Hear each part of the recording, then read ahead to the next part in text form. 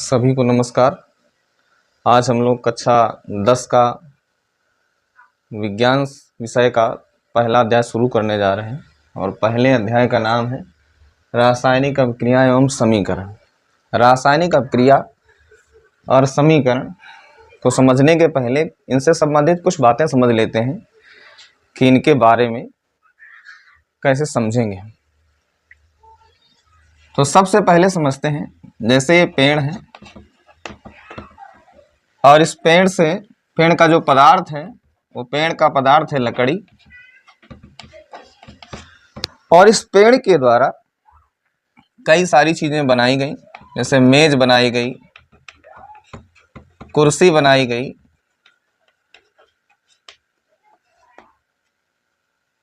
और अन्य फर्नीचर बनाए गए, सोफा बना दिया गया।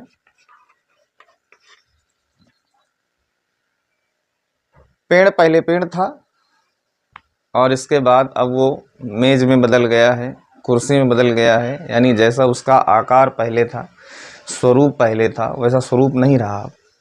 अब वो मेज बन गया है, कुर्सी बन गया है, सोफा बन गया है।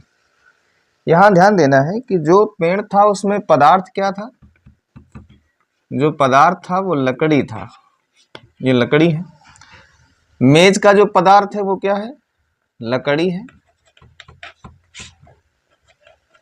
कुर्सी का भी पदार्थ लकड़ी है, और सोफे में जो मुख्य पदार्थ लगा होता है जिससे ढांचा बनाया जाता है वो भी लकड़ी ही है। यहाँ परिवर्तन हुआ, अर्थात पेड़ किस में बदल गया? मेज में। पेड़ बदल गया कुर्सी में, पेड़ बदल गया सोफे में। परिवर्तन हुआ, यहाँ पर बदलाव हुआ, लेकिन जो पेड़ का जो पदार्थ था और ये जो वस्तुएं हैं, ये जो बनी, इनका जो पदार्थ है, दोनों पदार्थ सेम है, एक जैसे हैं। पेड़ में भी जो पदार्थ था वो भी लकड़ी ही है, और जो उससे वस्तुएं बनाई गई वो भी क्या है? लकड़ी ही है। सब कुछ बदल गया, लेकिन पदार्थ का जो संगठन है वो नहीं बदला। इसमें भी पदार्थ लकड़ी था और इसमें भी पदार्थ क्या है? लकड़ी ही है। तो ऐसे परिवर्तन जिसमें पदार्थ का स्वरूप तो बदल जाए परंतु पदार्थ का जो गुण है या उसका संगठन है वो न बदले, पदार्थ वही रहे। जब ऐसा हो तो ऐसे परिवर्तनों को हम भौतिक परिवर्तन कहते हैं। भौतिक परिवर्तन, ऐसे परिवर्तनों को हम भौतिक परिवर्तन के नाम से जानते हैं।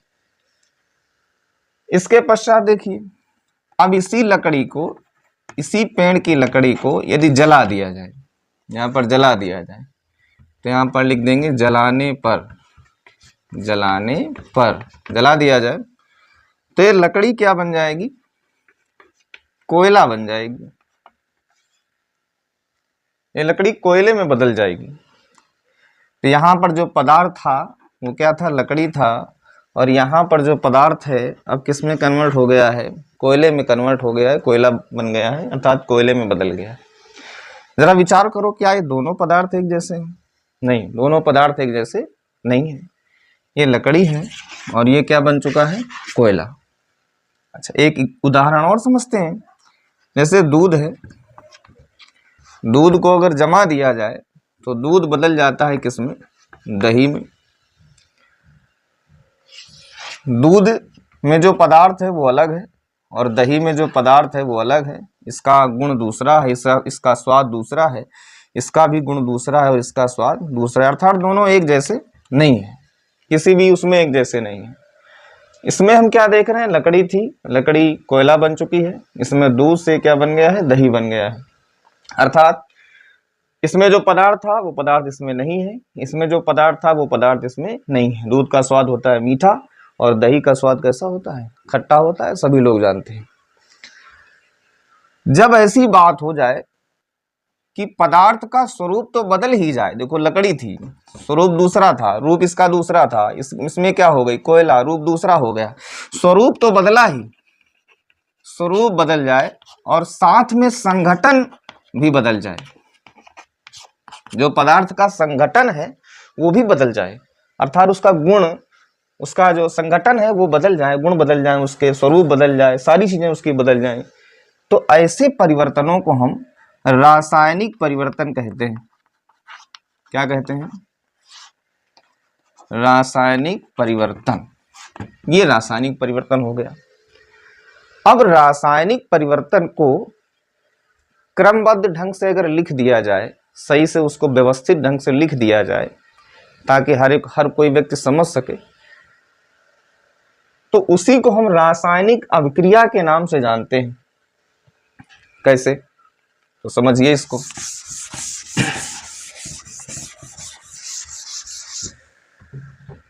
जो अभी आपने देखा कि रासायनिक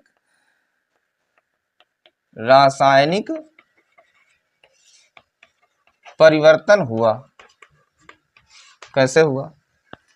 कार्बन को, यानी लकड़ी में कार्बन होता है, कार्बन को ऑक्सीजन की उपस्थिति में जलाया गया। और सभी लोग जानते हैं वस्तुएं ऑक्सीजन की उपस्थिति में ही जलती हैं। जल के यहाँ पर क्या बना? कौन सी गैस बनी? Carbon dioxide.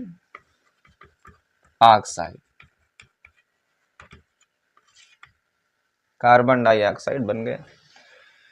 ये परिवर्तन हुआ इसमें कि कार्बन से क्या बन गया? Carbon dioxide. इसकी अगर अवस्था देखी जाए तो ठोस, इसकी अवस्था देखी जाए तो गैस, और अगर इसकी अवस्था देखी जाए तो ये भी क्या है? गैस। यहाँ पदार्थ का स्वरूप भी बदला और संघटन भी बदला। कार्बन ठोस था, ऑक्सीजन गैस थी, दोनों ने मिलकर कार्बन डाइऑक्साइड गैस बना दी। अर्थात इसका स्वरूप दूसरा था, इसका स्वरूप दूसरा था, लेकिन इसका स्वरूप दूसरा है, गुण भी दूसरे हैं। इन दोनों के गुणों से इसके गुण नहीं मिलते हैं। कहने का मतलब है कि जो रासायनिक परिवर्तन है वही क्या है? रासायनिक अभिक्रियाएं। हम कह सकते हैं कि रासायनिक अभिक्रियाएं हैं। रासायनिक परिवर्तन ही रासायनिक अभिक्रियाएं, जिसमें पदार्थ के गुण, पदार्थ के स्वरूप और पदार्थ का संघटन सब कुछ बदल जाता है, तो उसको हम क्या कहते हैं? रासायनिक अभिक्रियाएं। अब इन रासायनिक अभिक्रियाओं में 2 पदार्थ भी शामिल हो सकते हैं, 3 पदार्थ भी शामिल हो सकते हैं, पदार्थ अकेला भी हो सकता है, कई पदार्थ शामिल हो सकते हैं। अर्थात कहने का मतलब ये है, जब किसी पदार्थ के गुण, संघटन और स्वरूप बदल जाता है तो ऐसी घटनाओं को हम रासायनिक अभिक्रियाएं कहते हैं। अच्छा, अब रासायनिक अभिक्रिया कैसे हम जानेंगे कि रासायनिक अभिक्रिया हो रही है? क्या क्या परिवर्तन हो जाए तो हम जान जाएं कि रासायनिक अभिक्रिया है? तो पहला चीज है कि रंग में परिवर्तन हो जाए, अगर किसी के रंग में परिवर्तन हो जाए। दूसरी चीज है अवस्था में परिवर्तन हो जाए। अवस्था, अगर वो ठोस है तो ठोस से द्रव हो जाए या गैस हो जाए, तो अवस्था में परिवर्तन हो जाए। नंबर 3 है अवक्षेप बन जाए, कोई अवक्षेप प्राप्त हो जाए। अवक्षेप का मतलब ये होता है ये कि कोई पदार्थ है और परख नली में हमने पदार्थ लिया है, यहाँ पर अपक्रिया हुई, परिवर्तन हुआ, वो पदार्थ यहाँ पर नीचे आके जम गया, तो ये जमा हुआ पदार्थ क्या है? अवक्षेप है। इसको अवक्षेप बोलते हैं इसको। तो रंग में परिवर्तन हो जाए, अवस्था में परिवर्तन हो जाए, अवक्षेप का निर्माण हो जाए, तो हम कहेंगे कि रासायनिक अभिक्रिया हुई। चौथा है उसके स्वाद में परिवर्तन हो जाए। 5वां है उसकी गंध में परिवर्तन हो जाए, तो हम कहेंगे कि रासायनिक अभिक्रिया हुई। जैसे भोजन रखा रहता है, भोजन दिन भर रखा रहे या रात भर रखा रहे, काफ़ी दिनों तक रखा रहे, तो उसकी गंध में परिवर्तन हो जाता है, उसके स्वाद में परिवर्तन हो जाता है। जैसे दूध से दही का बनना, तो दूध का स्वाद पहले मीठा था, उसमें दूसरे प्रकार की गंध आ रही थी, लेकिन जब दही बना तो उसमें थोड़ा सा उसका स्वाद बदल गया, दही खट्टा हो गया और उसकी गंध भी बदल गई। तो हम दूध और दही को सूंघ कर ही जान सकते हैं कि नहीं दूध कौन है और दही कौन है। ठीक है, तो स्वाद में परिवर्तन हुआ, गंध में परिवर्तन हुआ। ये 5 प्रकार के परिवर्तन अगर होते हैं तो हम कह देते हैं कि रासायनिक परिवर्तन हुआ, अर्थात रासायनिक अभिक्रिया हुई। तो एक बार फिर से मैं रिपीट किए दे रहा हूँ कि रासायनिक अभिक्रिया है क्या? तो ऐसी घटना है, ऐसा परिवर्तन है रासायनिक अभिक्रिया, वो परिवर्तन जिसमें पदार्थ का स्वरूप, पदार्थ के गुण और पदार्थ का संघटन ये सब बदल जाता है। तो ऐसी घटना को या ऐसे परिवर्तन को हम रासायनिक अपक्रिया कहते हैं। क्लियर हुआ? तो रासायनिक अपक्रिया समझ में आ गई होगी कि रासायनिक अपक्रिया क्या है। अब कोई अगर अभिक्रिया हो रही है तो उसको कैसे समझा जाए, कैसे शॉर्टकट में लिखा जाए उसको कि ये क्रिया हो रही है। क्योंकि जो साइंस के छात्र होते हैं उनके पास समय कम रहता है, तो उसको शॉर्टकट में कैसे लिखा जाए कि ये रासायनिक अभिक्रिया हो रही है। तो जैसे कह दिया जाए कि लकड़ी का जलना, लकड़ी का जलना रासायनिक अभिक्रिया है। मैग्नीशियम का, मैग्नीशियम धातु का ऑक्सीजन की उपस्थिति में, ये तो हमारा वाक्य हो गया है, ऑक्सीजन की उपस्थिति में जलना, ये हमारा एक सेंटेंस है, एक वाक्य है, ये सेंटेंस है। अब इसको अगर इतना बार बार हम लिखेंगे, समय ज़्यादा व्यतीत होगा इसमें लिखने में, तो इसको लिखने का एक मेथड बनाया गया। जो मेथड बनाया गया उसी को हम समीकरण कहते हैं। किसी भी रासायनिक अपक्रिया में जो जो चीज़ें भाग ले रही हैं, जो जो चीज़ें बन रही हैं, उन्हीं को व्यवस्थित ढंग से लिख देना। लिखने के बाद जो प्राप्त होता है उसी को हम रासायनिक समीकरण कहते हैं। कैसे समझो? जैसे मैग्नीशियम धातु का जलना, ऑक्सीजन की उपस्थिति में मैग्नीशियम धातु का जलना कैसे? जैसे मैग्नीशियम धातु का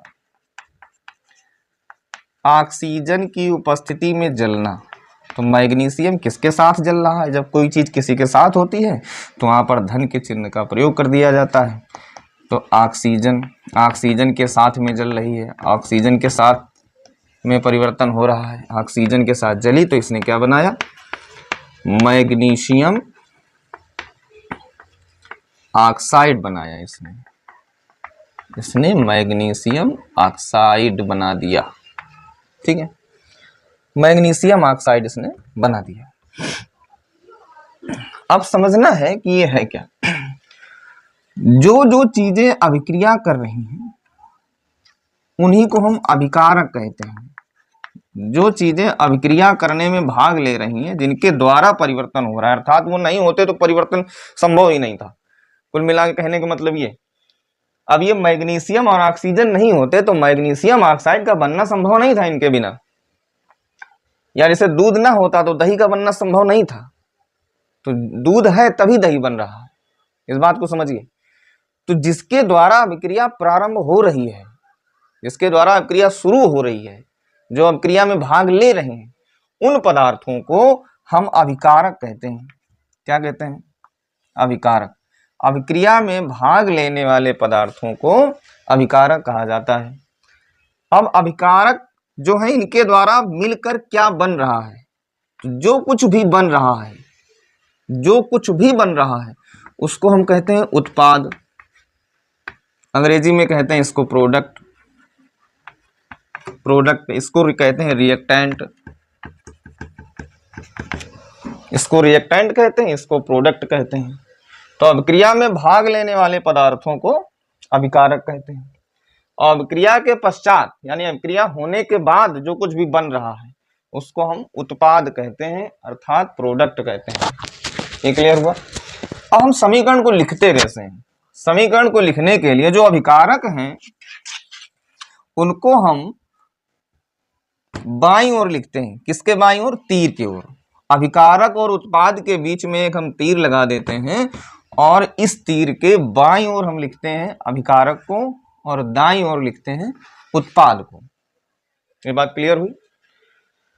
रासायनिक समीकरण लिखते समय एक बात का विशेष ध्यान रखना है कि जो अभिकारक और उत्पाद हैं उनकी भौतिक अवस्थाएं हमें जरूर लिखनी है। भौतिक अवस्थाएं का मतलब यह है कि वो किस अवस्था में हैं। तो मैग्नीशियम एक धातु है, हम जानते हैं पारे को छोड़कर सभी धातुएं कैसी हैं? ठोस होती हैं। तो यहां पर हम इसके बेस में यहां पर लिख देंगे ठोस। ऑक्सीजन कैसी होती है? गैस होती है, तो यहां इसके बेस में लिख देंगे गैस। ये जो मैग्नीशियम ऑक्साइड बना एक प्रकार का चूर्ण होता है, तो ये चूर्ण कैसे होते हैं? ठोस। तो यहां पर हम क्या लिख देंगे? ठोस। अब ये जो मैग्नीशियम हमने लिखा, मैग्नीशियम और ऑक्सीजन दोनों ने मिलकर क्या बना दिया, मैग्नीशियम ऑक्साइड, मैग्नीशियम ऑक्साइड बना दिया। ये जो समीकरण लिखा है ये शब्दों के रूप में लिखा है, यानी शब्दों के रूप में लिखा है कि मैग्नीशियम का नाम हमने लिख दिया मैग्नीशियम, ऑक्सीजन का नाम हमने लिख दिया ऑक्सीजन, और जो बना उसका नाम लिख दिया मैग्नीशियम ऑक्साइड। शब्दों के रूप में लिखा है, ये शब्द है, मैग्नीशियम एक शब्द है, ऑक्सीजन शब्द है, मैग्नीशियम ऑक्साइड, मैग्नीशियम शब्द है और ऑक्साइड शब्द है। तो जब किसी रासायनिक अभिक्रिया को, उसमें भाग लेने वाले पदार्थों को, जब किसी रासायनिक अभिक्रिया में भाग लेने वाले पदार्थों को शब्दों के रूप में लिखा जाता है, चाहे वो अभिकारक हो या उत्पाद हो, तो ऐसे समीकरण को हम शब्द समीकरण कहते हैं। क्या कह देंगे इसको, शब्द समीकरण। किसी रासायनिक अभिक्रिया में भाग लेने वाले पदार्थों को जब उनके शब्दों के, उनके नाम के रूप में या शब्दों के रूप में उनको लिखा जाता है, तो ऐसे समीकरण को हम क्या कहते हैं, शब्द समीकरण। अब इसको लिखने में काफी समय जाएगा, समय बर्बाद होगा काफी, तो इसमें एक विचार किया गया क्यों ना इसको हम प्रतीक के रूप में लिख दें। प्रतीक का मतलब हो गया कि इसको किससे लिखते हैं, इसका सिंबल क्या है, इसका प्रतीक क्या है। तो मैग्नीशियम का प्रतीक सब लोग जानते होंगे, Mg लिखते हैं। ऑक्सीजन गैस का प्रतीक जो सब लोग जानते होंगे, यहाँ पर गैस लिख दी जाए, और इसको O2 लिखते हैं। और मैग्नीशियम ऑक्साइड का जो प्रतीक है वो सब लोग जानते होंगे, MgO लिखा जाता है। तो जब इसको प्रतीकों के रूप में लिख देते हैं तो ये प्रतीकात्मक समीकरण हो गया, यानी प्रतीक के रूप में लिखा है। ये समीकरण असंतुलित है। ध्यान से अगर देखेंगे तो हम पाएंगे कि ये समीकरण कैसा है, असंतुलित रासायनिक समीकरण। कैसा असंतुलित है, Mg इधर कितना है, एक, मैग्नीशियम का एक परमाणु इधर है और मैग्नीशियम का एक परमाणु इधर है। ऑक्सीजन के दो परमाणु इधर है, ऑक्सीजन का एक परमाणु इधर है। तो यहाँ ऑक्सीजन का परमाणु असंतुलित है, दोनों पक्षों में बराबर होना चाहिए। तो बराबर करने के लिए हम यहाँ पर 2 का गुणा करा देंगे और मैग्नीशियम में भी 2 का गुणा करा देंगे तो बराबर हो जाएगा। लेकिन जो बराबर नहीं है उस समीकरण को हम क्या कहते हैं, असंतुलित है, संतुलित नहीं है। तो जो असंतुलित है, असंतुलित रासायनिक समीकरण को, असंतुलित रासायनिक समीकरण था जिसमें भौतिक अवस्थाएं भी ना लिखी हूं, तो उस समीकरण को हम कंकाली समीकरण कहते हैं। क्या कहते हैं, कंकाली समीकरण। ऐसा समीकरण जिसमें अभिकारक और उत्पादों की ना तो भौतिक अवस्थाएं लिखी हैं, ना ही वो संतुलित हो, अर्थात असंतुलित रासायनिक समीकरण हो, तो उसको हम क्या कहते हैं, कंकाली समीकरण के नाम से जानते हैं। अब देखिए, अगर इस समीकरण को संतुलित कर दिया जाए और इसकी भौतिक अवस्थाएं भी लिख दी जाए, यहाँ पर मैग्नीशियम सॉलिड होता है तो यानी ठोस होता है, तो ठोस की अंग्रेजी होती है सॉलिड, तो सॉलिड का पहले हमने इसमें यस लिख दिया। ऑक्सीजन क्या होता है, गैस, तो यहाँ पर हमने जी लिख दिया इसका पहले। मैग्नीशियम ऑक्साइड यहाँ पर सॉलिड होता है तो हमने यस लिख दिया। अब ये समीकरण संतुलित भी हो गया है और भौतिक अवस्थाओं सहित भी लिखा है। जब किसी रासायनिक अभिक्रिया में भाग लेने वाले अभिकारक तथा उत्पादों को उनके प्रतीकों के रूप में तथा उनकी भौतिक अवस्थाओं सहित प्रदर्शित किया जाता है, तो ऐसे समीकरण को रासायनिक समीकरण कहा जाता है। तो रासायनिक अभिक्रियाएं समझ गए होंगे और रासायनिक समीकरण समझ गए होंगे। यहाँ पर ध्यान से देखो, मैग्नीशियम की भौतिक अवस्था ठोस है, इसकी गैस है और इसकी ठोस है। तो ऐसे रासायनिक समीकरण को संतुलित रासायनिक समीकरण भी कहते हैं। ठीक है।